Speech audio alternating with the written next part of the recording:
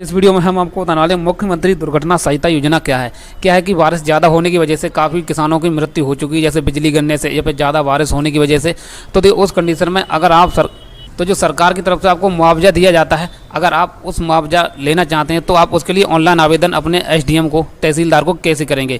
तो इसके लिए देखिए सबसे पहले आपको ई डिस्ट्रिक्ट की वेबसाइट आपको यहाँ पे आ जाना है। आ जाएंगे तो यहाँ पे देखिए आपको एक तो ई डिस्ट्रिक्ट है, ई डिस्ट्रिक्ट का पेज आपके पास नहीं होगा क्योंकि जो सीएससी चलाते हैं उन्हीं के पास होगा, मगर यहाँ पे एक सिटीजन लॉगिन ई साथी का पेज है, यहाँ पे आपको इस पर क्लिक कर देनी है। तो देखिए जैसे ही आ जाएंगे यहाँ पे आपके सामने ऐसा इंटरफेस आ जाएगा। अब यहाँ पे आपको यूजर आईडी, अपना पासवर्ड और ये सुरक्षा कोड डाल के आपको सबमिट करना। अगर आप ऑलरेडी रजिस्टर्ड हैं तो, अगर रजिस्टर्ड नहीं है तो लिंक आई बटन में मिल जाएगा, वो वीडियो देख के आराम से कर लेना है। तो देखिए हम ऐसे लॉगिन कर ले रहे हैं यहाँ से। तो देखिए आप इस पेज पे लॉगिन हो चुके हैं, आपको थोड़ा नीचे स्क्रॉल करके आना है। अब देखिए यहाँ पे लगे आवेदन पत्र डाउनलोड स्पीकर लोक संबोधन प्रणाली कृषि। तो देखिए उसके नीचे यहाँ पे लगे मुख्यमंत्री कृषक दुर्घटना सहायता योजना, तो आपको इसी पर क्लिक कर देनी है। अब देखिए आपको क्या है, यहाँ पे दुर्घटनाग्रस्त जो व्यक्ति हुआ है उसका नाम यहाँ पे डालना। अगर महिला हुई तो उसके पति का नाम डालना है। अगर कोई पुरुष कैंडिडेट हुआ है तो उसके पिताजी का यहाँ पे आपको नाम डाल देना है। अब देखिए किस तारीख को हुआ है वो डेट डाल देनी है, और दवाकर्ता का नाम क्या है, जहाँ से आप दवा ले रहे हैं दवाकर्ता यानी इनके जो इलाज है वो कौन करवा रहा है। तो देखिए उनका नाम यहाँ पे आपको डालना है। पत्नी करवा रही है तो पत्नी का नाम डालना है। पत्नी के पिता या पति का नाम है तो पति है तो इनका पति का नाम यहाँ पे डाल देना, और यहाँ पे अपना एक मोबाइल नंबर यहाँ पे जरूर डाल देना है। अब देखिए दवाकर्ता से संबंध क्या है, तो देखिए यहाँ पे पिताजी लिखा है। अगर पत्नी है इलाज करा रही है तो पत्नी सिलेक्ट करना है, जो भी है अपना यहाँ से चूज करना है। और यहाँ पे अपनी बैंक का नाम क्या है वो डाल देना। बैंक अकाउंट नंबर क्या है वो यहाँ पे डालना है। IFSC कोड क्या है वो यहाँ पे डालना, और अपना पूरा आधार नंबर यहाँ पे फिल कर देना है। देखिए आपको इस चीज़ का ध्यान रखना है, यहाँ पे जो भी विवरण आपने दिया है वो जिसकी दुर्घटना हुई है उसी की डिटेल यहाँ पे आपको फिलअप करनी है। अगर आप जो दवा करता है उनकी डिटेल नहीं भरनी है यहाँ पे। अब देखिए यहाँ पे पूछ रहा है दवाकर्ता का व्यवसाय और पता क्या है। अब देखिए जो दवा करा रहा है तो आप वो यहाँ पे डाल देनी है। तहसील की आप वो यहाँ पे चूज कर लेनी है, और आपकी मंडी समिति कहाँ लगती है वो आपको यहाँ पे चूज कर लेनी है। तो देखिए यहाँ पे पूछ रहा है उत्तर प्रदेश की, जो आप उत्तर प्रदेश में कब से रह रहे हैं, तो आपको यहाँ पे जब से आप जन्म से रह रहे हैं तो आपको आधार कार्ड की डिटेल यहाँ पे डाल देनी है। वही कितने वर्षों से रह रहे हैं वो आधार कार्ड पे आपकी होगी, उतनी से डाल देनी है। व्यवसाय क्या आपको कृषि ऑलरेडी है ही, आपको कृषि ही रहने देना। अब देखिए यहाँ पर पूछ रहा है दुर्घटना का विवरण। अब देखिए आपको दुर्घटना का विवरण देना है। देखिए दुर्घटना का कारण क्या है, देखिए किससे आपकी मतलब आपको दुर्घटनाग्रस्त हुए, बिजली गिरने से या फिर बारिश की ज़्यादा होने की वजह से, दीवार गिरने से या फिर ज़्यादा बारिश होने की वजह से उसमें डूब जाने की वजह से क्या है वो भी आप यहाँ पे लिख सकते हैं। उसके बाद देखिए दुर्घटना की तिथि और समय कितना था वो आपको यहाँ पे डाल देना है।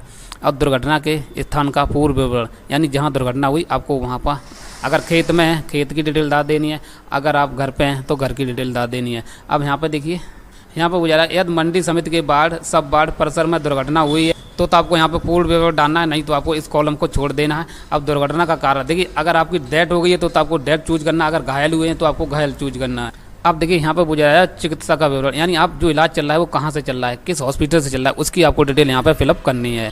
अब मेन बात आती है आपको डॉक्यूमेंट की, क्योंकि डॉक्यूमेंट अपलोड करना जरूरी बनता है। यहाँ पे देखिए आपको जाएंगे, देखिए व्यक्ति क्षतिग्रस्त अंग फोटो के साथ, तो यहाँ पे आपको क्लिक कर देनी है। तो देखिए आपको इतने सारे डॉक्यूमेंट हैं जो लगाने होंगे, मगर आपको अगर कोई एक दो डॉक्यूमेंट कम पड़ता है तो कोई दिक्कत नहीं, आपको यहाँ पर नीचे देखना है। देखिए यहाँ पर लिखा है कि व्यक्ति क्षतिग्रस्त अंग के साथ फोटो, ये तो कंपलसरी है। चिकित्सा प्रमाण पत्र वो भी कंपलसरी है, और प्रतिभूति का जो प्रमाण पत्र ये कंपलसरी है। आप देखिए अगर आप इन 3 डॉक्यूमेंट को ही लगा देंगे तो आपका चल जाएगा, यानी कि ये कंपलसरी है, और बाद भी अगर आपके पास है तो लगा सकते हैं। और जो देखिए प्रतिभूति प्रमाण पत्र वो देखिए आपको यहाँ से जो आपको लगे प्रतिभूति का प्रारूप आपको यहीं से इसे डाउनलोड कर लेना। उसके बाद देखिए आपको यहाँ पे दर्ज कर देना है। देखिए जैसे ही दर्ज करेंगे देखिए आपने जो भी डिटेल फिलअप की है वो सारी डिटेल यहाँ पे देखने को मिल जाती है। अब देखिए यहाँ पे आपको प्रिंट का ऑप्शन देखने को मिलेगा, आपको इस चीज़ को प्रिंट कर लेना है। तो देखिए जैसे ही प्रिंट कर लेंगे उसके बाद नीचे लिखा है सेवा शुल्क भुगतान करने के लिए आपको यहाँ पे क्लिक करनी होगी, यानी आपको यहाँ पे पेमेंट करना होगा, तो आपको इस वाली बटन पर क्लिक कर देनी। तो देखिए आपके सामने ऐसा इंटरफेस आ जाता है। यहाँ पर देखिए आपका नंबर और यहाँ पे आपको सबमिट वाली बटन देखने को मिल जाती है, आपको इसी पर क्लिक कर देनी है। तो देखिए यहाँ पे आपको 15 रुपये की पेमेंट होगी। आपको अपने ATM कार्ड से या फिर फोन पे, गूगल पे, UPI के माध्यम से किसी से भी काट सकते हैं। तो यहाँ पे प्रोसीड विद पेमेंट कर देना है। तो देखिए यहाँ पे ATM कार्ड का भी ऑप्शन है, इंटरनेट बैंकिंग का भी है, QR कोड का भी है और UPI का भी है।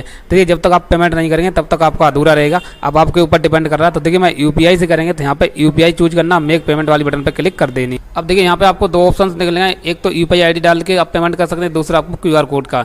अगर आप देखिए सीधा डायरेक्ट स्कैन करके काटना चाहते हैं तो आपको शो QR कर देना, यहाँ पे आपको QR कोड को स्कैन करके आप पेमेंट कर सकते हैं। तो देखिए तो देखिए अपने मोबाइल पर जाके हम किसी भी एप्लीकेशन जैसे फ़ोन पे, गूगल पे, यूपीआई, भीम, किसी से भी आप इसे स्कैन कर लें और अपना पेमेंट कर दें फ़ोन में ही। अब देखिए उसके जब आप पेमेंट फ़ोन में करें तो यहाँ पे आपको बैक या फिर रिफ्रेश करने की ज़रूरत नहीं, ये ऑटोमेटिक रीडायरेक्ट हो जाएगा। यहाँ पे आपकी पेमेंट रसीद इशू कर दी गई है, आपको इसे प्रिंट कर लेना और जो आपने डॉक्यूमेंट यहाँ पे अपलोड किए थे वो सारे डॉक्यूमेंट लगा के अब आपको एसडीएम कार्यालय जाना होगा, वहाँ पे जाके अपने हार्ड कॉपी सबमिट करनी होगी। देखिए जब तक आप वहाँ पे जाके सबमिट नहीं करेंगे, वेरिफिकेशन नहीं करेंगे, तब तक आपका अधूरा रहेगा और ऐसा ही पेंडिंग में पड़ा रहेगा। अगर देखिए कोई क्वेश्चन है तो आप कमेंट करके जरूर पूछ सकते हैं, आपको सारी जानकारी मिलेगी। वीडियो देखने के लिए